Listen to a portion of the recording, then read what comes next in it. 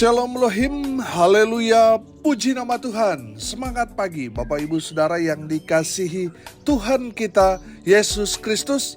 Jumpa lagi bersama saya Pendeta Samuel Mawuntu dalam Renungan Pagi ke 2171 hari Renungan Pagi ini mengudara. Puji Tuhan.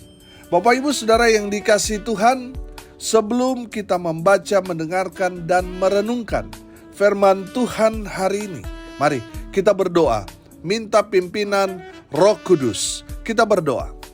Bapa di surga, berbicaralah kepada kami semua.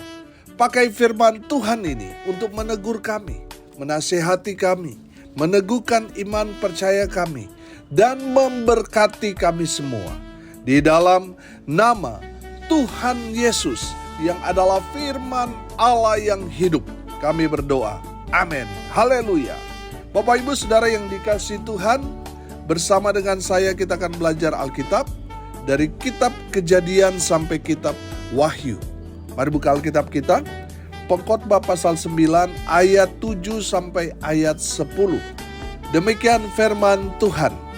Mari, makanlah rotimu dengan sukaria dan minumlah anggurmu dengan hati yang senang. Karena Allah sudah lama berkenan akan perbuatanmu. Biarlah selalu putih pakaianmu, dan jangan tidak ada minyak di atas kepalamu. Nikmatilah hidup dengan istri yang kau kasihi seumur hidupmu yang sia-sia, yang dikaruniakan Tuhan kepadamu di bawah matahari. Karena itulah bahagianmu dalam hidup dan dalam usaha yang engkau lakukan dengan jerih payah di bawah matahari. Segala sesuatu yang dijumpai tanganmu untuk dikerjakan, kerjakanlah itu sekuat tenaga. Karena tak ada pekerjaan, pertimbangan, pengetahuan, dan hikmat dalam dunia orang mati, kemana engkau akan pergi. Amin. Bapak Ibu Saudara yang dikasihi Tuhan, kalau kita melihat sekilas bagian firman Tuhan ini mau memberikan penjelasan kepada kita semua bahwa kita semua akan mati, cepat atau lambat kita akan mati. Dan kalaupun kita mati, seberapa hebat, seberapa kaya, seberapa pengaruhnya saudara di dunia ini, matahari tetaplah terbit pada pagi hari, terbenam pada sore hari. Saudara mati seberapa hebat, seberapa berpengaruhnya, seberapa kaya pun saudara, matahari tetap akan seperti itu saudara. Dia tidak akan berhenti, dia tidak akan ngambek, dia tidak akan ngambul saudara karena kematian saudara. Tetap akan seperti itu. Ada yang datang, ada yang pergi. Ada waktu lahir, ada waktu meninggal. Saudara yang dikasihi Tuhan, karena kita semua pasti mati, tinggal menunggu waktu antrinya saudara. Tinggal tunggu kita dipanggil oleh Tuhan, siap atau tidak siap, kita harus berangkat saudara. Makanya saudara yang dikasihi Tuhan, firman Tuhan ini mau mengajarkan kepada kita bahwa kita yang pertama harus selalu bersyukur kepada Tuhan. Amin. Perhatikan ayat 7. Mari, makanlah rotimu dengan sukaria dan minumlah anggurmu dengan hati yang senang, karena Allah sudah lama berkenan akan perbuatanmu. Haleluya. Bapak Ibu Saudara yang dikasihi Tuhan, apapun yang kita dapatkan saudara, makanan, mungkin makan ikan asin, ada yang makan bistik, ada yang makan ubi singkong, saudara mungkin makan burger, tetaplah mengucap syukur kepada Tuhan. Pertanyaannya, kenapa kita harus mengucap syukur kepada Tuhan? Karena itulah yang berkenan bagi Tuhan. Karena dengan mengucap syukur kepada Tuhan dengan apa yang kita terima, kita melakukan hal yang berkenan di hadapan Tuhan. 1 Tesalonika 5 ayat 18 berkata begini. Mengucap syukurlah dalam segala hal, sebab itulah yang dikehendaki Allah di dalam Kristus Yesus bagi kamu. Haleluya. Bapak Ibu Saudara yang dikasihi Tuhan, mengucap syukurlah dalam segala hal. Jangan bersungut-sungut saudara. Jangan membandingkan diri kita dengan orang-orang yang mungkin lebih daripada kita. Jangan membandingkan diri kita dengan orang yang ada di atas kita. Kalau kita membandingkan diri kita dengan orang yang ada di atas kita, kita cenderung tidak bersuka cita, kita selalu bersungut-sungut, sehingga kita sulit untuk mengucap syukur. Bandingkan diri saudara dengan orang yang ada di bawah saudara, yang kurang beruntung. Mereka mungkin makan satu hari sekali saudara. Saudara bisa 3-5 kali makan dalam satu hari saudara. Saudara yang dikasihi Tuhan, tetaplah mengucap syukur. Tadi saya bilang, mungkin ada yang makan ikan asin, tapi saudara makan bistik. Ada yang makan ubi singkong, tapi saudara makan burger. Ada yang gak makan, saudara masih makan nasi walaupun hanya dengan minyak dan garam. Saudara, mengucap syukurlah dalam segala hal. Amin. Karena itu yang Tuhan kehendaki, yang Tuhan inginkan dari setiap orang percaya, umat Tuhan. Amin. Haleluya. Tuhan membenci mereka yang selalu bersungut-sungut alias tidak tahu mengucap syukur, tidak tahu berterima kasih atas berkat yang Tuhan berikan. Tuhan benci dengan orang-orang yang tidak tahu bersyukur. Tapi Tuhan senang, Tuhan berkenan, Tuhan menghendaki orang-orang yang tahu mengucap syukur. Amin. Bapak Ibu Saudara, kalau kita belajar perjalanan bangsa Israel, kenapa Tuhan seringkali menghukum mereka, menyerahkan bangsa pilihan Tuhan kepada musuh-musuh mereka, karena mereka tidak tahu mengucap syukur. Saudara yang dikasihi Tuhan, hati-hati. Jangan sampai kita tidak masuk surga hanya karena bersungut-sungut. Saudara sudah diberkati dengan berlimpah, tapi masih saja rasa kurang. Saudara yang dikasihi Tuhan, mau berapa miliar pun yang diberikan kepada orang yang tidak tahu mengucap syukur, dia akan selalu merasa kurang. Betul? Orang yang tahu mengucap syukur, mau berapapun yang dia terima, mungkin hanya 1.000-2.000 rupiah, hanya sedikit, tapi dia akan merasa cukup karena dia tahu mengucap syukur.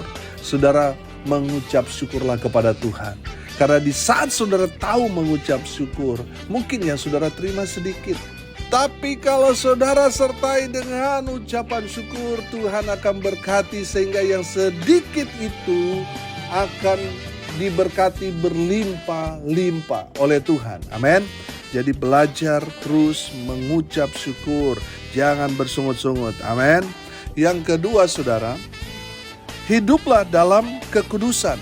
Perhatikan ayat 8. Biarlah selalu putih pakaianmu dan jangan tidak ada minyak di atas kepalamu. Haleluya.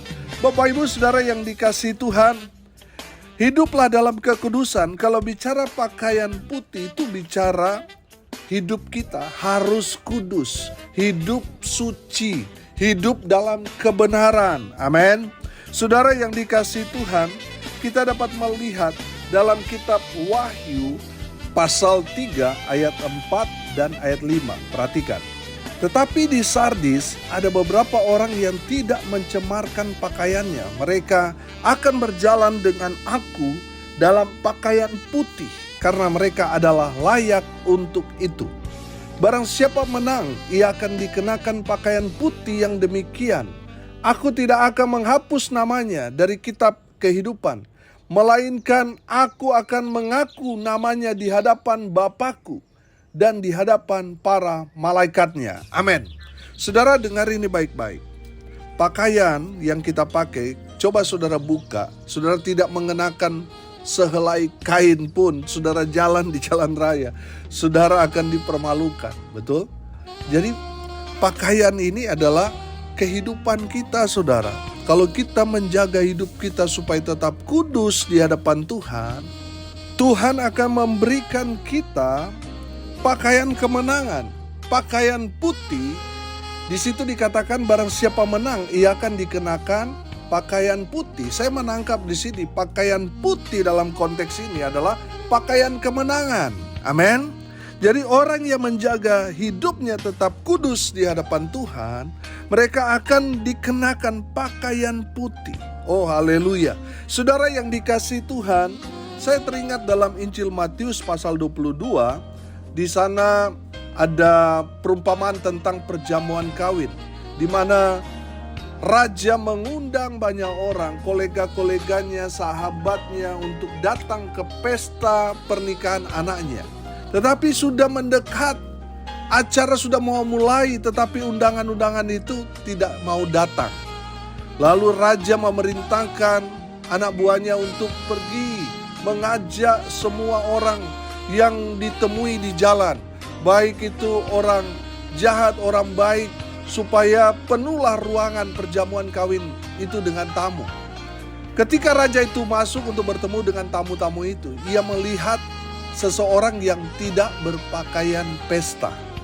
Sehingga raja itu bertanya, "Hai saudara, bagaimana engkau masuk kemari dengan tidak mengenakan pakaian pesta?" Tetapi orang itu diam saja.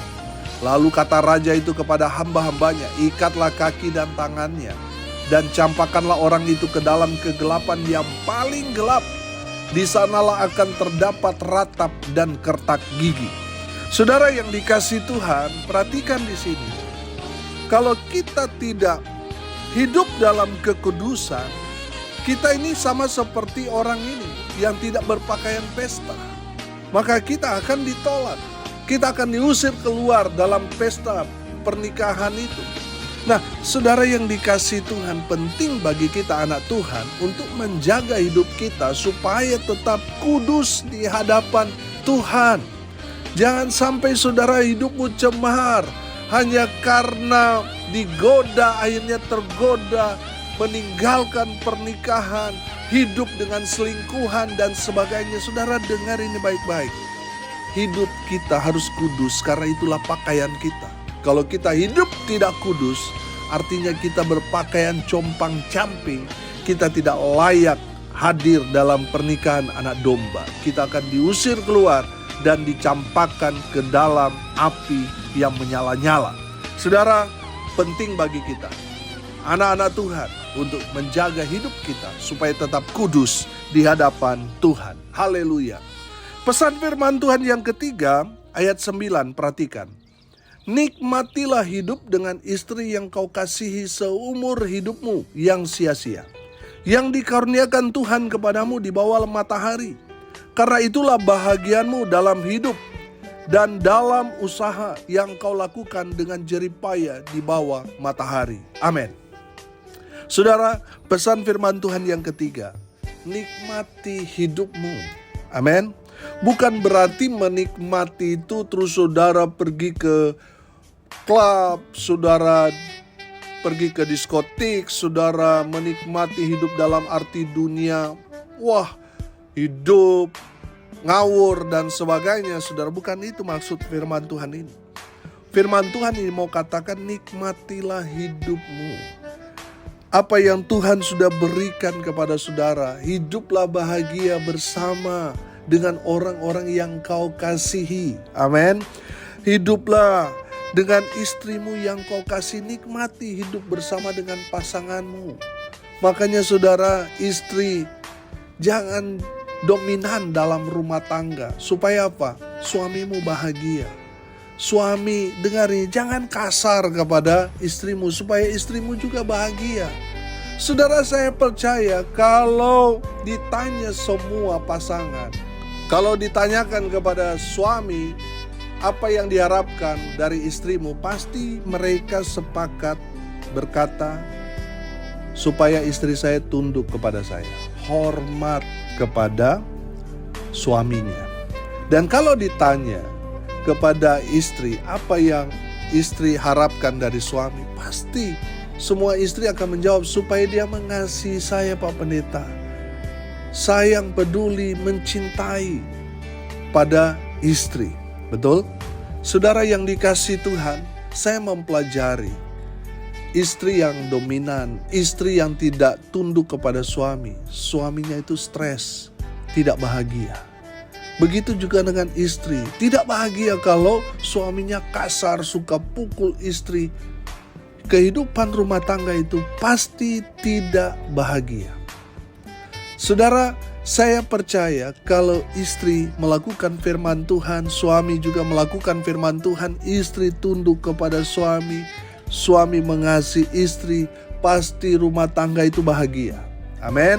Kalau rumah tanggamu bahagia, kesanalah berkat-berkat Tuhan perintahkan. Amin.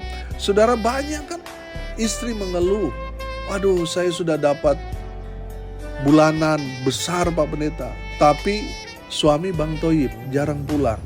Kalaupun dia pulang, dia suka aniaya istri. Saudara, walaupun banyak kita mendapatkan uang, tapi nggak hidup bahagia Pak Pendeta.